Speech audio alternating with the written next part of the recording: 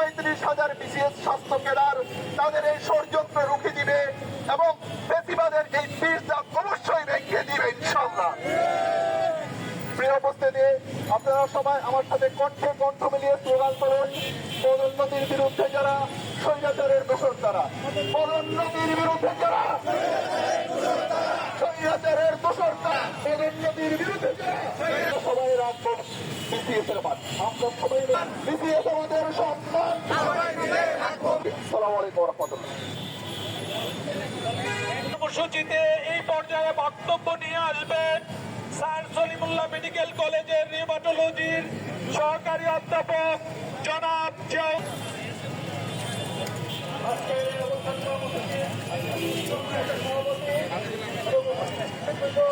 আসসালামু আলাইকুম।